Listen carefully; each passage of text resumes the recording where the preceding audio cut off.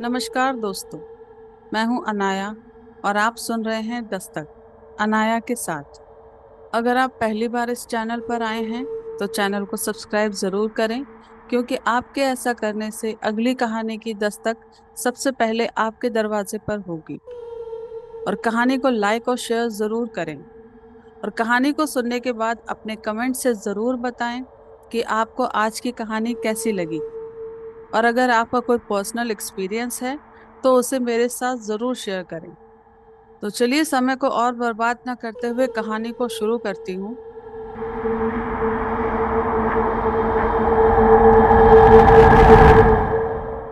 राहुल एक बहुत अमीर बाप का इकलौता बेटा था और शहर के नामी अमीरों में उनका नाम इज्जत से लिया जाता था।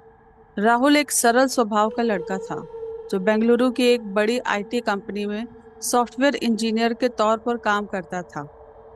बस ऑफिस से घर और घर से ऑफिस, यही उसकी दिनचर्या थी। राहुल के पिताजी राहुल की बातों को हमेशा समझते थे और उन्हें प्राथमिकता भी देते थे। राहुल की माताजी भी खुश मिजाज वाली महिला थी, पूजा पाठ में ज्यादा ध्यान देती थी और नियम कायदे की एकदम पक्की। उनके घर में उन्हीं की ही चलती थी। कहें तो वो एकदम नारियल की तरह थी, अंदर से एकदम कोमल और बाहर से एकदम सख्त स्वभाव वाली। राहुल अपनी माँ से बहुत प्यार करता था। वहीं राहुल की माँ भी राहुल की खुशी के आगे अपने घुटने टेक ही देती थी। एक दिन राहुल के लिए नंदनी का रिश्ता आया। ये रिश्ता राहुल की बुआ उसके लिए लेकर आई थी। नंदनी का परिवार भी बेंगलुरु में ही रहता था। नंदनी का परिवार इतना अमीर तो नहीं था, लेकिन एक संपन्न परिवार था जो राहुल की बुआ के पड़ोस में ही रहता था। राहुल की माँ ने जब राहुल से उसकी इच्छा पूछी तो राहुल बोला, जैसे आपको ठीक लगे माँ। इसके बाद सभी लोगों ने तय किया कि संडे को सभी लोग लड़की को देखने चलेंगे और अगर लड़की पसंद आ गई तो जल्द ही शादी भी कर ली जाएगी। रविवार का दिन आया। राहुल अपने परिवार के साथ नंदिनी के घर पहुंचा। घर में सभी आदर सत्कार में व्यस्त थे। राहुल चुपचाप बैठा हुआ था, बस कभी कभी किसी बात पर मुस्कुरा देता था। तभी अचानक कमरे में चूड़ियों के खनकने की आवाज आई। राहुल ने अपनी नजरें उठाकर देखी तो एक पल के लिए उसकी नजरें थम सी गईं। सामने नंदिनी गुलाबी साड़ी पहने शर्माती हुई कमरे के अंदर आ रही थी। उसके खुले लंबे बाल कंधों पर बिखरे हुए थे और चेहरे पर हल्की सी मुस्कान थी। उसकी बड़ी बड़ी चमकती हुई आंखें सब मिलकर जैसे राहुल को अपनी ओर सम्मोहित कर रहे थे। राहुल नंदिनी को देखता ही गया। उसे ऐसा लगा जैसे समय रुक सा गया हो। नंदिनी ने हल्की सी नजर घुमाई तो उसकी नजर राहुल की नजरों से टकरा गई। नंदिनी ने राहुल के आत्मविश्वास से भरी आंखों में कुछ खास पाया। बातचीत में भले ही वो कम शब्दों का इस्तेमाल कर रहा था, पर उसकी सादगी, उसकी शांत मुस्कान और उसकी गहरी नजरें सीधे नंदिनी के दिल तक पहुंच गईं। राहुल और नंदिनी की शादी बड़ी धूमधाम से हुई। हर कोई उन्हें बधाई दे रहा था और नंदिनी के मन में नया जीवन शुरू करने की उमंग थी। शादी के बाद नंदिनी पहली बार अपने ससुराल आई। उसकी सास पूजा की थाल हाथों में लिए उनके स्वागत में खड़ी थी। उन्होंने दोनों की आरती उतारी, लेकिन तभी आरती का दीपक अचानक से बुझ गया। सब लोग सकपका गए, बोले इतना बड़ा अपशकुन। नंदिनी की सास का चेहरा पीला पड़ गया, लेकिन उन्होंने जल्दी से दीपक को दोबारा जलाया और नंदिनी को आगे आने के लिए कहा, जहाँ एक थाल में लाल कुमकुम वाला पानी रखा था। वो बोली, बहू, पैरों को इसमें रखकर आगे बढ़ो। नंदिनी ने जैसे ही उस थाल की तरफ देखा, वो डर के पीछे हट गई और चिल्लाने लगी, क्योंकि उस थाल का पानी लाल नहीं, काला पड़ चुका था। थोड़ी ही देर में उसने देखा तो थाल का पानी लाल था। सभी कहने लगे, बहू थक गई है, थोड़ा आराम करेगी तो सब सही हो जाएगा, और नंदिनी को उसके कमरे में भेज दिया। शादी की रौनक, गीत संगीत और मेहमानों से भरा हुआ पूरा दिन बीत चुका था। रात ढल चुकी थी। कोठी के सबसे सुंदर कमरे को फूलों से सजाया गया। कमरे का दरवाजा धीरे से खुला और राहुल आकर नंदिनी के पास बैठ गया। राहुल ने नंदिनी का हाथ पकड़ा और बोला, नंदिनी, मैं आज सचमुच बहुत खुश हूँ कि तुम मेरी हो। तुम मेरी जिंदगी में आई। तुम्हें देखकर लगता है जैसे मेरी जिंदगी पूरी हो गई। नंदिनी मुस्कुराई और शर्माने लगी। तभी उसकी नजर खिड़की पर पड़ी, जहां एक औरत लाल साड़ी पहने खड़ी थी। उसके लंबे लंबे बाल हवा में उड़ रहे थे और अंधेरे के कारण उसका चेहरा साफ दिखाई नहीं दे रहा था। उसे देखकर नंदिनी बहुत डर गई और घबराते हुए बोली, राहुल, वहां कोई है, कोई औरत। वो मुझे ही देख रही है। राहुल ने खिड़की के बाहर देखा, लेकिन वहां कोई नहीं था। बोला, ये तुम्हारा वहम होगा, तुम थोड़ा आराम कर लो। लेकिन नंदिनी को डर के कारण नींद नहीं आ रही थी, और फिर न जाने कब उसकी आंख लग गई। अगले दिन से ही पूरे घर ने नंदिनी का स्वागत खुले दिल से किया। सास का स्नेह इतना था कि उसे लगा ही नहीं कि वो अपने घर से दूर है। नंदिनी ने देखा, घर एकदम महल की तरह था। हर काम के लिए नौकर चाकर, और उसकी सास तो उसे कुछ काम ही नहीं करने देती। उसकी छोटी छोटी खुशियों का ख्याल रखती। अब नंदिनी धीरे धीरे इस घर में रचने बसने लगी। लेकिन भीतर ही भीतर नंदिनी को हर वक्त एक अजीब सी बेचैनी घेरे रहती। उसे लगता जैसे ऊपर वाली मंजिल से कोई अनजानी शक्ति उसे अपनी तरफ खींच रही थी। राहुल भी उसका बहुत ख्याल रखता था, लेकिन कभी कभी उसके व्यवहार में एक चुप्पी आ जाती थी, और कभी कभी तो वो अपने काम में इतना व्यस्त हो जाता था कि पूरे दिन नंदिनी से बात ही नहीं हो पाती। नंदिनी अक्सर घर के कोनों और सजावट की चीजों को देखकर समय गुजारती और बोर होती। तभी एक दिन टहलते टहलते वो सीढ़ियों से ऊपर दूसरी मंजिल की ओर जाने लगी। ऊपर की ओर जाते ही उसे वहां की हवा कुछ अलग सी महसूस हुई, नीचे की चहल पहल से अलग, जैसे वहां कोई अनकही खामोशी पसरी हो। नंदनी अभी बस कुछ कदम बढ़ी ही थी कि पीछे से उसकी सास की आवाज आई, बहू, उधर मत जाओ, उधर कुछ नहीं है, बस एक स्टोर रूम है। नंदनी रुकी। उसने पलटकर देखा। उसकी सास के चेहरे पर सामान्य मुस्कान थी, लेकिन आवाज में हल्की सी घबराहट छिपी हुई थी। नंदनी को कुछ अजीब लगा। उसने धीरे से कहा, माँ, मैं तो बस यूं ही देख रही थी। नंदनी जब कभी वहां जाने लगती, उसकी सास पीछे से आकर कोई ना कोई बहाना बनाकर उसे वहां जाने से मना करने लगती, जैसे सचमुच कुछ छुपाना चाहती हूँ। अब नंदिनी के मन में सवाल उठने लगे। अगर वाकई वहां कोई स्टोर रूम ही है, तो फिर ऊपर जाने पर इतना मना क्यों किया जा रहा है? या फिर सभी मुझसे कुछ छुपा रहे हैं? यूं ही एक दिन उनके घर के पड़ोस में किसी की मौत हो गई। नंदिनी की सास उससे बोली, बहू, मैं जरा पड़ोस में जा रही हूँ, शायद थोड़ी देर हो जाए। अगर कुछ चाहिए हो तो किसी नौकर से कह देना, और ऊपर मत जाना। अब घर में नौकरों के अलावा कोई भी नहीं था। नंदिनी गेस्ट रूम में बैठी टीवी देख रही थी। तभी उसे लगा जैसे किसी ने उसके कानों में फुसफुसाते हुए उसका नाम पुकारा हो। उसे अचानक अपने कानों के पास किसी का स्पर्श महसूस हुआ। नंदिनी ने इधर उधर देखा, लेकिन वहां उसके अलावा कोई भी नहीं था। तभी उसकी नजर सीढ़ियों पर पड़ी। उसने देखा कोई औरत लाल साड़ी पहने उस कमरे की तरफ जा रही थी। नंदिनी ने सोचा, इससे अच्छा मौका फिर उसे नहीं मिलेगा, और अगर वो उस कमरे में जाती भी है तो किसी को पता भी नहीं चलेगा। नौकर तो अपने काम में ही लगे हुए हैं। और अब नंदिनी की जिज्ञासा चरम पर थी, लेकिन साथ ही उसे डर भी लग रहा था। लेकिन वो खुद को रोक नहीं पाई, जैसे उसके कदम अपने आप उस कमरे की तरफ बढ़ रहे हों। इससे पहले कि कोई आता, नंदिनी चुपचाप दूसरी मंजिल पर गई और दरवाजे के कुंडे को कांपते हाथों से खोलने लगी। उसने दरवाजे को जोर से धक्का दिया, तो दरवाजा चर की आवाज निकालते हुए खुल गया, और अचानक सीलन भरी हवा एक तेज बदबू के साथ बाहर निकली। कमरे के अंदर चारों तरफ मकड़ी के जाले लटके हुए थे। फर्नीचर पर मोटी धूल जमी हुई थी। कोनों में टूटी फूटी चीजें बिखरी हुई थी। ऐसा लग रहा था जैसे 2-3 साल से इस कमरे को किसी ने खोला ही ना हो। नंदिनी ने अपनी साड़ी का पल्लू नाक पर डाला और धीरे धीरे अंदर झांकने लगी। उसके मन में अनगिनत सवाल थे। आखिर इस कमरे को इतना क्यों छुपाया जा रहा है? यहाँ ऐसा क्या है? तभी नीचे से उसके सास की आवाज आई। नंदिनी ने घबराकर दरवाजे को तुरंत बंद किया और सीढ़ियों से उतरने लगी। लेकिन जल्दी जल्दी में नंदिनी ने ध्यान नहीं दिया कि कमरे की धूल उसके पैरों में चिपक गई थी।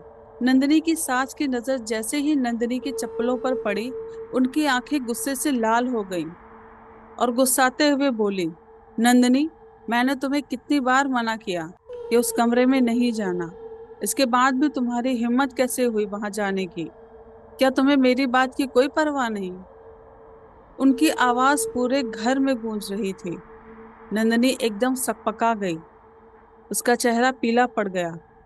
वो धीरे से बोली, माँ, मैं तो बस यूं ही देख रही थी। मेरा कोई गलत इरादा नहीं था।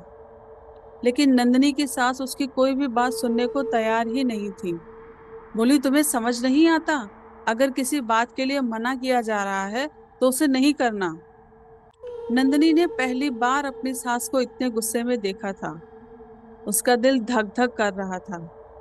उसने महसूस किया कि उस कमरे में वाकई कुछ ऐसा राज है जिसे सब लोग मिलकर जानबूझकर छुपा रहे हैं। नंदिनी की सास की तेज आवाज पूरे घर में गूंज रही थी। तभी राहुल भी घबराकर ऊपर आ गया। उसने देखा नंदिनी सहमी हुई खड़ी थी और उसकी आंखों से आंसू बह रहे थे। और उसकी मां नंदिनी पर बहुत बुरी तरह गुस्सा कर रही थी। राहुल का दिल नंदिनी को उस हालत में देखकर टूट रहा था। लेकिन वो अपनी मां के सामने कुछ नहीं बोल पाया। उसकी आंखों में झिझक और डर एक साथ दिख रहा था। नंदिनी की सास चिल्लाते हुए नंदिनी से बोली, अब तुम्हारी सजा यही होगी कि तुम्हें भी उसी कमरे में बंद कर दिया जाए जहां जाने के लिए तुमने मेरी बात को काटने की हिम्मत की। नंदिनी रोते हुए अपनी सास के पैरों में गिर गई। बोली, माँ, मुझे माफ कर दीजिए। मुझसे गलती हो गई। मैं दोबारा ऐसा कभी नहीं करूंगी। लेकिन नंदिनी की सास का दिल नहीं पिघला। उन्होंने नौकर को कमरे का दरवाजा खोलने के लिए कहा। राहुल अभी भी असहाय खड़ा था। राहुल की मां ने नंदिनी को कमरे में बंद कर दिया और बाहर से दरवाजे का कुंडा लगा दिया। अंदर से नंदिनी की रोती हुई आवाज गूंज रही थी। माँ, दरवाजा खोल दीजिए। मुझसे गलती हो गई। मैंने ये जानबूझकर नहीं किया। थोड़ी ही देर में नंदिनी की आवाज शांत हो गई। घर में चारों तरफ सन्नाटा था और राहुल अपने दिल की बेबसी और आंसुओं के साथ कमरे के दरवाजे के सामने खड़ा यही सोच रहा था, क्या वह कभी इस खामोशी को तोड़ पाएगा?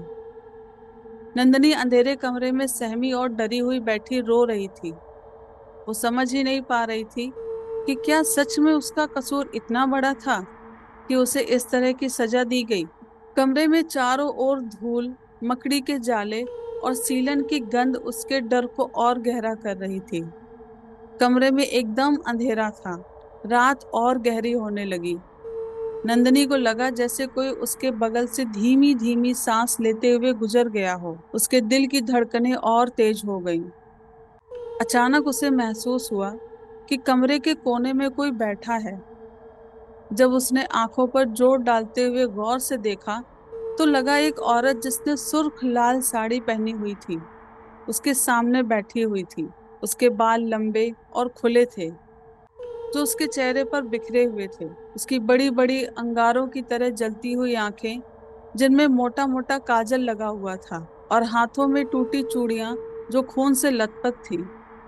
माथे पर बड़ी सी लाल बिंदी और होठों से खून गिर रहा था और वो एकटक नंदिनी को ही देख रही थी। और अचानक ही वो औरत एक तेज कान फाड़ देने वाली चीख के साथ उसकी ओर बढ़ने लगी। नंदिनी ने डर के मारे आंखें बंद कर ली। कुछ देर में जब नंदिनी ने अपनी आंखें खोली तो देखा वो औरत उसके सामने खड़ी थी और गुस्से से बोली, तू यहाँ क्यों आई है? ये मेरा घर है और राहुल भी मेरा है। तूने क्या सोचा था? तू उसकी जिंदगी में मेरी जगह ले लेगी और मैं ऐसा होने दूंगी? याद रख, मैं तुझे कभी चैन से जीने नहीं दूंगी। और वो एक कुटिल मुस्कान के साथ जोर जोर से हंसने लगी। ये देखकर नंदिनी की चीख निकल गई। उसकी सांसें तेज हो गई थी। उसका शरीर डर से कांप रहा था। वो डरते हुए बोली, मुझे जाने दो प्लीज। तुम्हें क्या चाहिए और मैंने तुम्हारा क्या बिगाड़ा है? मैं तो तुम्हें जानती तक नहीं। वो अचानक हवा में खड़ी हुई और उसकी लाल साड़ी हवा में जमीन से लगते हुए ऐसे लहरा रही थी मानो कमरे में चारों तरफ खून ही खून हो। नंदिनी कांपते हुए बोली, तुम कौन हो और यहाँ इस हालत में? उसने नंदिनी की आंखों में देखते हुए कहा, मैं राधिका हूँ, राहुल की पहली पत्नी। तेरी तरह राहुल मुझे भी इसी घर में ब्याह कर लाया था। उसने मुझसे प्यार का दावा किया था और फिर बड़ी बेरहमी से मुझे मार दिया। राधिका का चेहरा एकदम डरावना हो गया था और गुस्से में बोली, जाकर राहुल से पूछ, वही सच्चाई बताएगा। जानना चाहती है तो उसी से पूछ कि मेरे साथ क्या हुआ था। और नंदिनी को झकझोरते हुए पीछे धकेल दिया। नंदिनी दर्द और डर से चीख पड़ी। इतना कहकर राधिका अचानक गायब हो गई और कमरे में एकदम शांति थी। उधर राहुल बेचैन होकर अपने कमरे में घूम रहा था। उसने जैसे ही नंदिनी की चीख सुनी, वो भागता हुआ आया और दरवाजा खोला। उसने देखा कि नंदिनी डर से कांप रही थी और उसकी आंखें आंसुओं से भरी हुई थीं। उसने नंदिनी को बाहों में भर लिया, लेकिन नंदिनी ने उसे खुद से दूर हटा दिया और रोती हुई पूछने लगी, राहुल, राधिका कौन थी? राहुल का चेहरा पीला पड़ गया। उसकी आंखों में ऐसा डर था जैसे मानो अतीत का कोई गहरा जख्म सामने आ गया हो। राहुल की आंखें अतीत में खो गईं। वो धीमी आवाज में बोला, मुझे आज भी वो दिन याद है जब मैंने पहली बार राधिका को देखा था। मैं ऑफिस के काम से ट्रेन से दिल्ली जा रहा था। वहीं मेरे सामने वाली सीट पर राधिका बैठी हुई थी। अचानक मेरी नजर उस पर पड़ी। उसे देखते ही मेरी आंखें उस पर ठहर सी गईं। उसने गुलाबी साड़ी पहनी हुई थी। उसके बाल खुले हुए थे जो हवा के झोंकों से उसके कंधों पर लहरा रहे थे। होठों पर हल्की सी मुस्कान और चेहरे पर ऐसी चमक कि उसे देखते ही मुझे ऐसा लगा कि यही वो लड़की है जिसका मुझे इंतजार था। वो किताब पढ़ने में इतना खोई हुई थी कि उसे एहसास ही नहीं था कि कोई उसे देख रहा है। मुझे पता ही नहीं चला कि कब मुझे उससे प्यार हो गया। और जब मैंने माँ को राधिका के बारे में बताया तो उन्होंने मेरी खुशी के लिए इस रिश्ते को मान लिया। उस वक्त मुझे सचमुच लगा जैसे भगवान ने बिना मांगे मुझे सारी खुशियां दे दी। लेकिन शायद वो खुशियां पूरी जिंदगी के लिए नहीं थीं। सुहागरात के दिन राधिका ने मुझे बताया कि वो एक किन्नर है। ये सुनकर मुझे ऐसा लगा जैसे किसी ने मेरे पैरों के नीचे से जमीन ही हटा दी हो। मेरे शरीर का सारा खून जैसे सूख गया था। वो खुशियां जो भगवान ने मुझे दी थी अगले ही पल छीन ली। मुझे राधिका पर बहुत गुस्सा आ रहा था। मैं यही सोच रहा था कि उसने मुझे धोखा दिया है। राधिका ने मेरा हाथ पकड़कर मुझे रोकना चाहा। उसकी आंखों में दर्द था, विनती थी, लेकिन मैंने गुस्से से अपना हाथ झटक दिया और कमरे से बाहर चला गया। जब माँ को इस बात का पता चला तो उनका गुस्सा सातवें आसमान पर था। उन्हें लगा कि राधिका ने सबको धोखा दिया, इसलिए इतनी बड़ी बात को उसने सभी से छुपा कर रखा। माँ गुस्से में राधिका के पास गई, उसे बहुत बुरा भला कहा। हम सबको क्या मुंह दिखाएंगे जब सभी को पता चलेगा कि हमारी बहू एक किन्नर है? और क्या एक किन्नर हमारे वंश को आगे बढ़ा पाएगी? राधिका की आंखों में बस आंसू थे। वो कुछ कहना चाहती थी, लेकिन किसी ने उसकी एक भी न सुनी। माँ ने उसका हाथ पकड़ा और उसे घसीटती हुई उस कमरे की तरफ ले जाने लगी। राधिका की चीख पूरे घर में गूंज रही थी। उसके हाथों की चूड़ियां टूट रही थी और उसके हाथ से खून निकल रहा था। वो दर्द से कराह रही थी। वो रोते हुए चिल्ला रही थी, माँ मेरी बात तो सुनिए, मैंने किसी को धोखा नहीं दिया, मुझे माफ कर दीजिए। वो रोती हुई मेरी तरफ देख रही थी और बोल रही थी, राहुल, क्या तुम्हें लगता है मैंने तुम्हें धोखा दिया है? तुम तो मुझसे प्यार करते हो। मेरी बात तो सुनो राहुल, मुझे अपनी सफाई का मौका तो दो प्लीज। लेकिन मैंने कुछ नहीं किया। उसके मुंह से खून निकल रहा था। सब उसके साथ इतनी बेरहमी से पेश आ रहे थे कि उसे देखकर कोई नहीं कहता कि ये एक नई दुल्हन है। उसकी बात सुने बिना ही उसे सजा सुना दी गई। माँ ने बाहर से दरवाजा बंद कर दिया और सभी नौकरों से कहा कि कोई भी राधिका को खाने और पीने के लिए कुछ नहीं देगा, उसे भूखे ही मरने दो। दरवाजा बंद हो गया। बस आखिरी बार उसकी नजरें मेरी नजरों से टकराईं। वो मुझे देखते ही बोली, राहुल, तुम कभी मुझे खुद से दूर नहीं कर पाओगे। मैं हमेशा तुम्हारे पास रहूंगी। ये शरीर मेरे प्यार को बांध नहीं सकता। मैं मरने के बाद भी आऊंगी। और जाते जाते बोल गई, तुमने एक किन्नर का अपमान किया है। मैं तुम्हारे घर को श्राप देती हूँ। इस घर में कभी कोई खुशी नहीं आएगी। कभी किसी बच्चे की किलकारी नहीं गूंजेगी।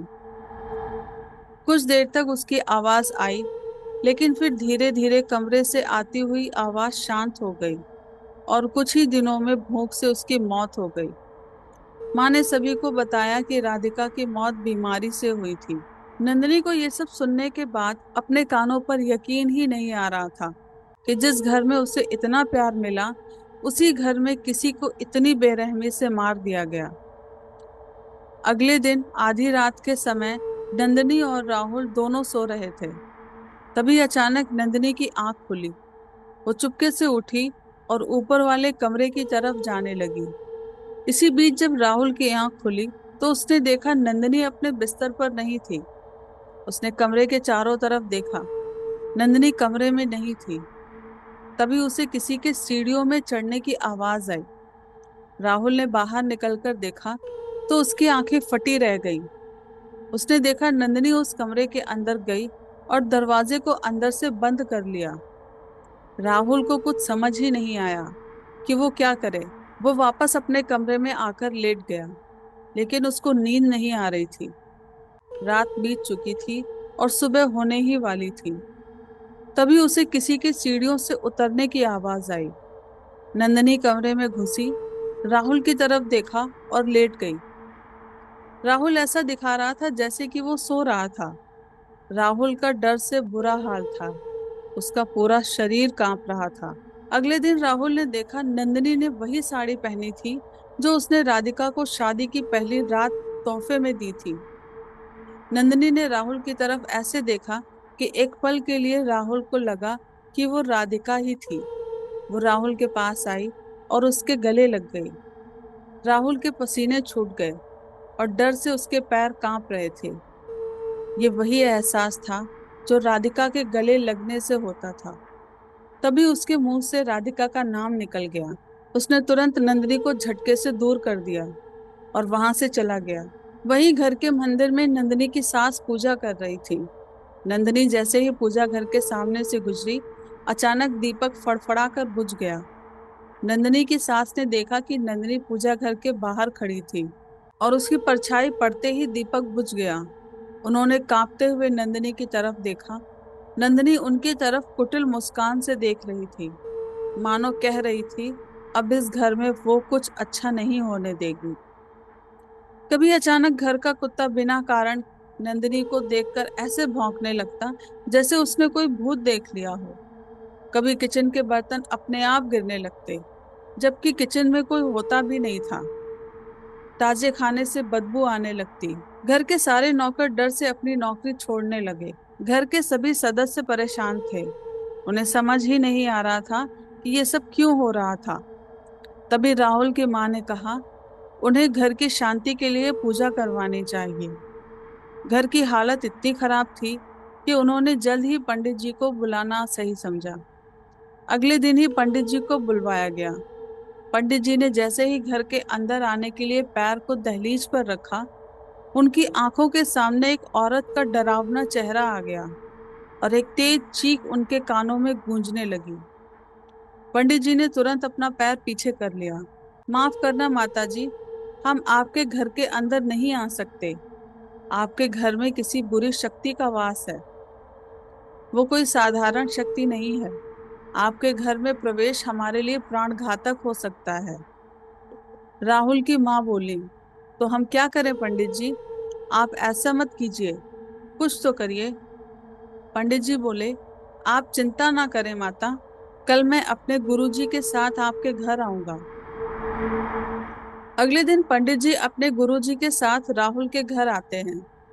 सब उन्हें प्रणाम करते हैं और जैसे ही गुरुजी दहलीज पर पैर रखते हैं, अचानक उन्हें एक जोर का झटका लगता है। उनका पूरा शरीर कांप जाता है। वो आगे बढ़ते हैं। घर के सभी सदस्य उनके पैरों को छूकर उनका आशीर्वाद लेते हैं, लेकिन नंदिनी यूं ही खड़ी थी।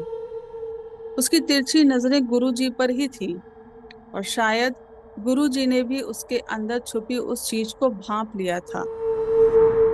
पंडित जी बोले, माता, पूजा शुरू करने से पहले घर का और घर के सदस्यों का शुद्धिकरण करना होगा। अब पंडित जी ने एक एक कर सभी पर गंगाजल डालना शुरू किया। जब नंदिनी की बारी आई तो वो पीछे हटने लगी। तभी गुरुजी ने अपने कमंडल से गंगाजल निकाला और मंत्र पढ़ते हुए नंदिनी पर गंगाजल डाल दिया। गंगाजल पड़ते ही नंदिनी का शरीर एकदम से झटके खाने लगा। वो चिल्लाने लगी और अपने असली रूप में आ गई। लाल साड़ी, माथे पर बड़ा सा टीका, लंबे बिखरे हुए बाल, आंखों में मोटा मोटा काजल और आंखें गुस्से से भरी हुई। और घर का माहौल एकदम बदल गया। घर में ऐसा लग रहा था जैसे कोई तेज आंधी आई हो। सारी चीजें अपने आप गिरने लगी। गुरुजी उसे आश्चर्य के साथ देख रहे थे। बोले, ये तो एक किन्नर की आत्मा है। वो बोले, माता, ये आपने क्या किया? एक किन्नर की आत्मा को गुस्सा कर दिया।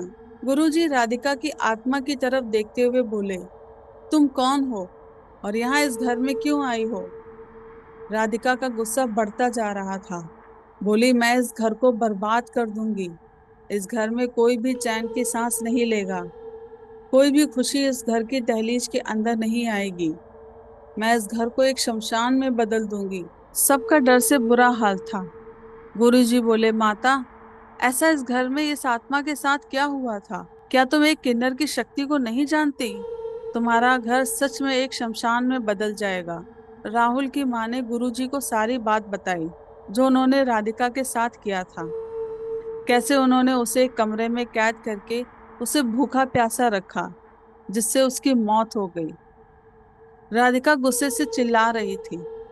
तभी राहुल ने राधिका का नाम पुकारा। राधिका की आत्मा उसकी तरफ देखने लगी। राहुल उसके सामने अपने घुटनों पर बैठ गया और अपने किए की माफी मांगने लगा। कुछ पल के लिए जैसे राधिका का गुस्सा कम हुआ। राहुल बोला, तुम मुझे जो सजा दोगी मुझे वो मंजूर है। अगर तुम मुझे मारना चाहती हो तो मैं उसके लिए भी तैयार हूँ। राहुल की माँ ने भी राधिका से माफी मांगी। बोली, मैंने तुम्हारे साथ बहुत गलत किया। राधिका की शक्ति कमजोर पड़ रही थी।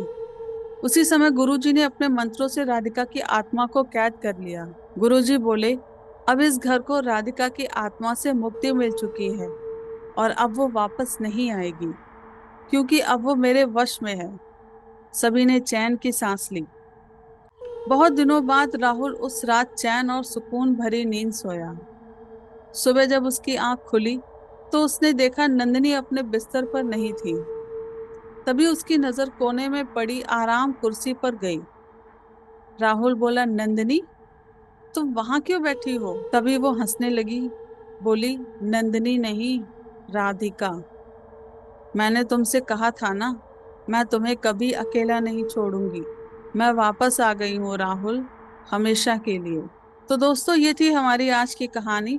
मुझे उम्मीद है कि आपको कहानी पसंद आई होगी, इसलिए प्लीज कमेंट करके जरूर बताएं और चैनल को सब्सक्राइब करके मुझे मोटिवेट करते रहें, जिससे मैं इसी तरह की रोमांचक और डरावनी कहानियां आपके लिए लेकर आती रहूं। तो चलिए मिलते हैं अगली दस्तक में अनाया के साथ।